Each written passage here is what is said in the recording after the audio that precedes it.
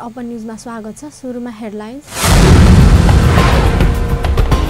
चितवनमा गए राति भएको सवारी दुर्घटनामा 3 जनाको मृत्यु। बर्दिवास नगरपालिका स्थित नेकपाको पार्टी कार्यालयमा गए राति आगजनी।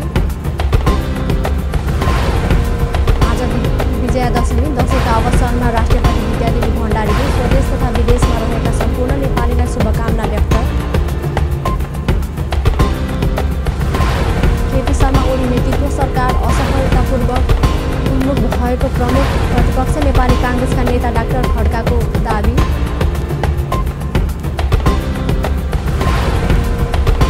अमेरिकाले चीन लगायत मुलुकबाट आफ्नो देशमा कम मूल्यमा सामान आयात गर्नुपर्ने 144 वर्ष पुरानो सन्धिबाट पछि हट्ने निर्णय। अब समाचार विस्तारमा।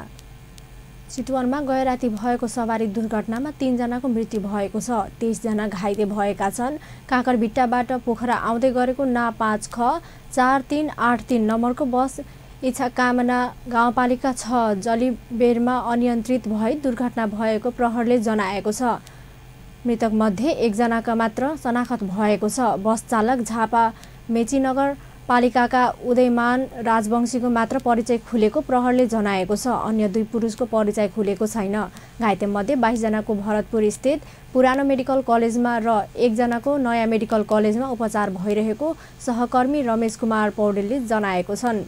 तीव्र गतिमा रहेको बस अनियन्त्रित भई सडकबाट खस्दा सो दुर्घटना भएको प्रहरले जनाएको छ। श्रीमती मारेको अभियोगमा जिल्ला अदालतले दोषी ठहर्याएका फरार अभियोगी 11 वर्षपछि पक्राउ परेका छन्।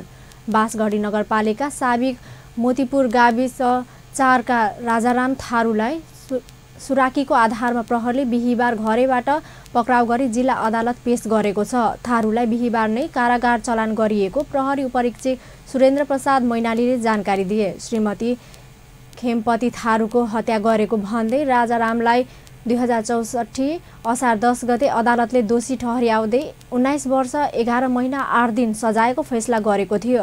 अदालतको फैसलापछि थारू फरार थिए। यसैबीच बढैयाताल गाउँपालिका 6 स्थित सुभा झाको ऋतु कलेजबाट ब्राउन सुगरसहित 1 जनालाई पक्राउ गरिएको छ। भे 4 प 989 नम्बरको मोटरसाइकल सहित बढैयाताल गाउँपालिका 2 सीतापुरका 27 वर्षीय सरोज छेत्रीलाई जिल्ला प्रहरी कार्यालयको टोलीले पक्राउ गरेको हो। केही दिन अघि बर्दियाका प्रमुख जिल्ला अधिकारीले जिल्लालाई लागु औषधि मुक्त जिल्ला गरेको थियो। बर्दिवास नगरपालिका स्थित नेकपाको पार्टी कार्यालयमा गए राति आगजनी भएको छ। बर्दिवास 9 पशुपति नगर रहेको नेकपा एमालेको वडा पार्टी कार्यालयमा अज्ञात समूहले आगजनी गरेको हो। इलाका प्रहरी कार्यालय बर्दिवासका अनुसार सुरज सिंह कुशवाहाको घरमा रहेको पार्टी कार्यालयमा अज्ञात समूहले पेट्रोल छर्केर आगो लगाएको छ। आगोले पार्टी कार्यालयको एक छेउको बाँसको भाग जलेर नष्ट भएको छ भने घरभित्र रहेको ज 4 प 3042 नम्बरको स्कुटरको अगाडिको भाग जलेको क्षति बर्दिवासका डीएसपी नकुल पोखरेलले बताए। आगजनीमा करिब 50,000 रुपैयाँ बराबरको सामान जलेर नष्ट भएको छ। घटनाको सम्बन्धमा थप अनुसन्धान भइरहेको प्रहरले जनाएको छ। अपन न्यूजमा व्यावसायिक विश्रामपछि समाचारमा स्वागत छ। अब बाँकी प्रसङ्ग। आज विजयादशमी अर्थात् टीका। नवदुर्गा भवानीको प्रसाद स्वरूप सबैले श्रद्धा भक्तिका साथ टीका र जमरा लगाउँदै हर्षोल्लास भइरहेका छन्। टीकाका शुभ साइत बिहान 9 बजेर 51 मिनेटमा भए पनि दिनभर नै टीका ग्रहण गर्न सकिने नेपाल पञ्चाङ्ग निर्णायक समितिले जनाएको छ। टाढा टाढासम्म मान्यजनको हातबाट टीका ग्रहण गर्न जानुपर्नेहरू सबैले टीका ग्रहण गरी गन्तव्यसम्म पुग्ने गर्दछन्।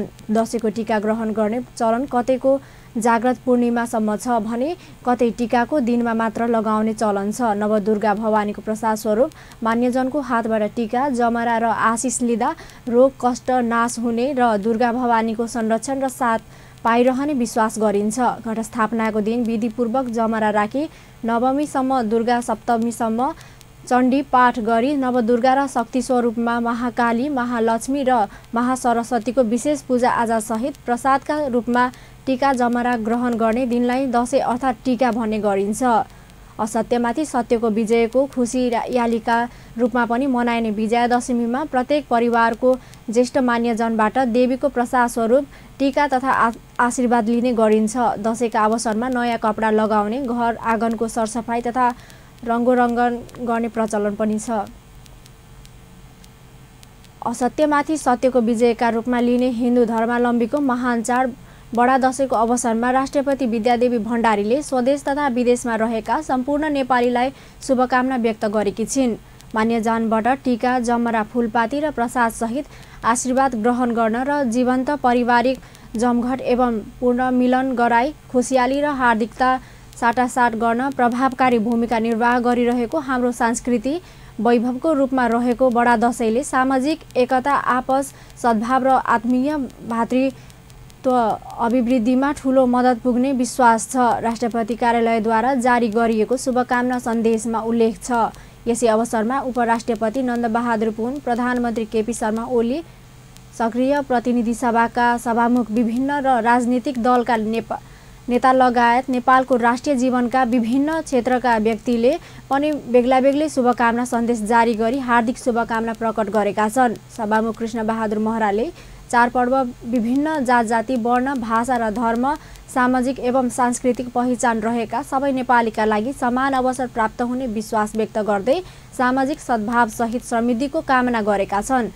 यसै उपलक्ष्यमा नेपाली कांग्रेसका सभापति एवं पूर्व प्रधानमन्त्री शेरबहादुर देउवाले आफ्नो पार्टीका तर्फबाट स्वदेश तथा विदेश जहाँ रहे पनि सम्पूर्ण नेपाली दाजुभाइ तथा दिदीबहिनीहरूमा सुख, शान्ति र समृद्धिको कामना गरेका छन्। यसैगरी नेपाल कम्युनिस्ट पार्टीका अध्यक्ष एवं पूर्व प्रधानमन्त्री पुष्पकमल दाहालले हिन्दू धर्मावलम्बीको महान चाड विजयादशमीका अवसरमा शुभकामना व्यक्त गर्दै नेपालीको उत्तरोत्तर प्रगति तथा समृद्धि जीवनका लागि शुभकामना व्यक्त गरेका छन्। राष्ट्रपति विद्या भण्डारीले आफ्नी आमा मिथिला पाण्डेको हातबाट टीका ग्रहण गर्नुभएको छ। राष्ट्रपति भवन शीतल निवासमा शुक्रबार बिहान 9:51 शुभ साइतमा आफ्नी आमा मिथिला पाण्डेको हातबाट उहाँले टीका र जमरा ग्रहण गर्नुभएको हो। त्यसैगरी उहाँले काका जयन्त पाण्डेको हातबाट पनि टीका र जमरा ग्रहण गर्नुभयो। त्यसअघि राष्ट्रपतिले हनुमान ढोका स्थित दशैं घरका मूल पुजारी देवीराज अर्यालको हातबाट नवदुर्गा भवानीको प्रसाद स्वरूप टीका जमरा ग्रहण गर्नुभएको थियो। राष्ट्रपति प्रमुख दशैं घरका मूल पुजारीले दुर्गा भवानीको प्रसाद स्वरूप टीका र जमरा लगाइदिने परम्परा छ। टीका ग्रहणका बेला मङ्गलधुन बजाइएको थियो। आफूले टीका जमरा लगाएपछि राष्ट्रपति भण्डारीले आफ्ना छोरी ज्वाइँलाई टीका र जमरा लगाइदिनु भएको थियो। त्यसैगरी परिवारका अन्य सदस्यलाई पनि टीका र जमरा लगाइदिनु भयो। प्रधानमन्त्री केपी शर्मा ओलीले पिता मोहन प्रसाद ओलीको हातबाट दशैंको टीका ग्रहण गर्नुभएको छ। बालुवाटार स्थित प्रधानमन्त्रीको सहकारी निवासमा बिहान शुभ साइतमा पिता मोहन प्रसादको हातबाट टीका र जमरा ग्रहण गर्नुभएको हो। पितासँग टीका लगाउनु अघि प्रधानमन्त्री ओलीले पुरोहितको हातबाट नवदुर्गा भवानीको प्रसाद स्वरूप टीका र जमरा ग्रहण गर्नुभएको थियो। आफूले टीका ग्रहण गरेपछि प्रधानमन्त्री ओलीले श्रीमती तथा आफन्तजनलाई टीका लगाइदिनुभयो। ओलीले टीका ग्रहणपछि स्वदेश र विदेशमा रहेका नेपालीलाई शुभकामना दिँदै सबैको सुस्वास्थ्य, उन्नति, प्रगति र सफलताको कामना गर्नुभयो। प्रधानमन्त्री ओलीले बालुवाटार पुगेका पत्रकारहरूलाई पनि टीका र जमरा लगाई दक्षिणा दिनुभएको थियो। अब न्युजमा पूर्ण व्यावसायिक विश्राम। विश्रामपछि समाचारमा पुनः स्वागत छ। अब बाँकी प्रसङ्ग।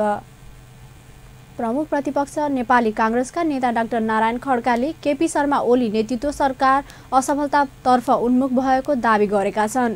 हिजो रिपोर्टर्स क्लब नेपालले आयोजना गरेको साक्षात्कारमा नेता खड्काले स्वयं नेकपाकै शीर्ष नेताहरूले सरकारको आलोचना गरिरहेको बताउनुभयो। नेकपाकै वरिष्ठ नेता माधवजीले जहाज डुब्नै लागेको केही आएर बचाइदेऊ भनेर गीत गाउनुभयो। 7 महिनाको कार्यरहको समीक्षा हेर्दा वर्तमान सरकार असफलतातर्फ उन्मुख रहेको सङ्केत देखा परेको उनले बताए। कार्यक्रममा सत्तारूढ नेकपाका नेता केशव बडालले भने सरकारको 7 महिने कार्यकाल सफल भएको दावी गरेका छन्। सरकारबाट अहिलेसम्म अलोकप्रिय काम हसन नसकेको उहाँले बताउनुभयो। उहाँले मन्त्रीमण्डल फेरबदल गर्नुभन्दा पनि गल्ती गर्ने मन्त्रीहरूलाई कारबाही गर्नुपर्ने सुझाव दिनुभयो। अब अन्तर्राष्ट्रिय समाचार।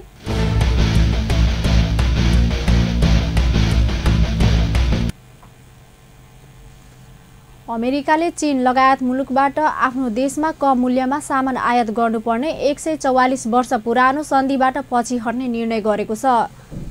संयुक्त राष्ट्रसङ्घले कमजोर अर्थतन्त्र भएका देशहरूबाट सामान आयात गर्दा न्यूनतम मूल्यमा खरिद गर्नुपर्ने गरी सन्धि बनाएको थियो। राष्ट्रसङ्घको सन्धिका कारण आफ्नो देशले विदेशबाट कम मूल्यमा सामान आयात गर्दा घाटा बेहोर्नु परेको भन्दै अमेरिकाले सन्धिबाट पछि हट्ने निर्णय गरेको हो। अमेरिकी अधिकारीले सो निर्णयबाट पछि हटेर निर्णयकर्ता र आयकर्ता दुवै पक्षलाई फाइदा पुग्ने नयाँ सन्धिका लागि तयार रहेको बताएका छन्। सन् 1969 मा सन्धि भएको बेला जस्तो कमजोर अर्थतन्त्र चीनको नभएको र हाल तीव्र गतिमा अर्थतन्त्रले विकास भएकाले सो सन्धिबाट अमेरिका पछि हट्ने निर्णय गरेको बीबीसीले जनाएको छ। अन्त्यमा हेडलाइन्स पुनः एकपटक। चितवनमा गए राति भएको सवारी दुर्घटनामा 3 जनाको मृत्यु।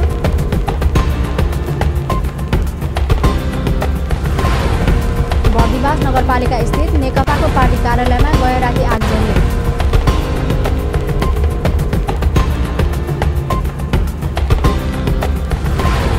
आज विजयादशमी दशैंका अवसरमा राष्ट्रपति विद्यादेवी भण्डारीले स्वदेश तथा विदेशमा रहेका सम्पूर्ण नेपालीलाई शुभकामना व्यक्त। केपी शर्मा ओली नेतृत्व सरकार असफलतापूर्वक उन्मुख भएको प्रमुख प्रतिपक्ष नेपाली काङ्ग्रेसका नेता डाक्टर खड्काको दाबी।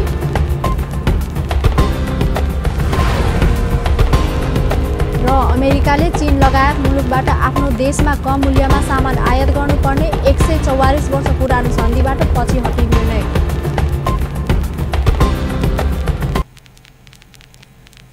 हस् त अपन न्युज अहिलेलाई यति नै। पल पल खबर तेज नजर हेर्दै रहनुहोला अपन टेलिभिजन। नमस्कार।